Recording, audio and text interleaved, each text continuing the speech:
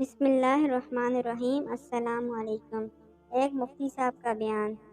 کچھ ماہ قبل کی بات ہے کہ ایک محبت اور عقیدت کے رشتے میں بندھے ایک صاحب ملنے آئے اور بولے، مفتی صاحب میرا کاروبار بہت عمدہ تھا، میں لاکھوں کماتا تھا، گاڑی تھی، بہترین زندگی تھی، آج بھی وہی کاروبار ہے مگر گاڑی نہیں، وہ خوشحالی نہیں، دن بدن قرض کے بوجھ تلے دب گیا، چونکہ رزق کی فراوانی تھی اور اب مشکل سے گزارا ہوتا ہے۔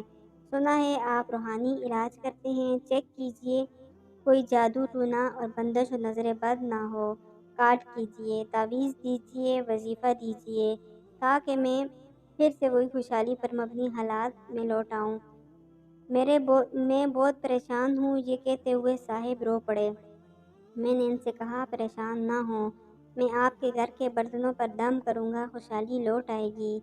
انہوں نے کہا، کیا مجھے گھر کے برتن لانے پڑیں گے یا آپ گھر آئیں گے؟ میں نے کہا، نہ میں گھر آؤں گا نہ آپ کو برتن میرے پاس لانے پڑیں گے، بس کرنا یہ ہے کہ دھونے والے برتن جب کچن میں جمع کیے ہوئے ہوں، ان آلودہ برتنوں کی تصاویر 3 دن کی روز لیں اور چوتھے روز وہ تصاویر موبائل میں لے آئیں، میں ان پر دم کر دوں گا، سب ٹھیک ہو جائے گا۔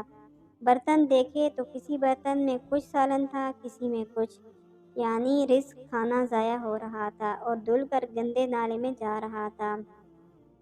میں نے پوچھا، یہ برتن ہیں، ان میں کھانا ہے جیسے سالن وغیرہ، ان کا کیا کرتے ہیں؟ وہ صاحب بولے، ظاہر ہے دھل کر یہ سب نالی میں جائے گا۔ میں نے ان سے کہا، میں دم نہیں کروں گا۔ انہوں نے وجہ پوچھی تو میں نے کہا، آج کے بعد بچا ہوا کھانا اس طرح برتن دھل کر گندے نالے یا کوڑے میں نہیں پھینکنا، بلکہ برتن اچھی طرح کھانا کھاتے ہوئے صاف کرنے ہیں، اتنا ڈالیں جتنا کھانا ہے، اور بچ جانے والا کھانا کسی غریب کو یا چھت پر جانوروں بلیوں کو کھلا دیں۔ قصہ مختصر، رزق کی بے ادبی نہ ہو۔ انہوں نے وعدہ کیا کہ آج کے بعد ایسا نہ ہوگا۔ جو رزق کی بے ادبی کی صورتیں آپ نے بیان کی ہیں، آج کے بعد ان میں سے کوئی بھی نہیں ہوگی۔ میں نے ان کی تسلی کے لیے 21 دفعہ برتنوں پر سورۃ الفاتحہ پڑھ دی کہ نفسیاتی طور پر ان کو تسلی ہو کہ واقعی دم کیا ہے۔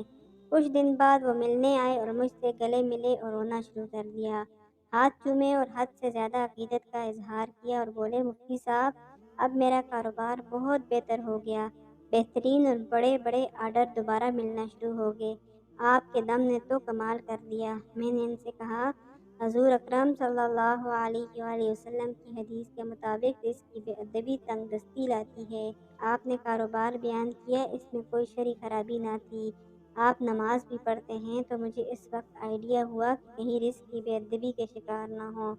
آپ نے رزق کا ادب شروع کیا تو وہ واپس لوٹ آیا۔ بس اتنی سی بات تھی۔ اس نے عزم مصمم کیا کہ انشاءاللہ مرتے دم تک رزق کی ایک ذرے کو بھی ضائع نہیں ہونے دوں گا اور اس کے ادب و تعظیم میں کوئی کسر نہ چھوڑوں گا۔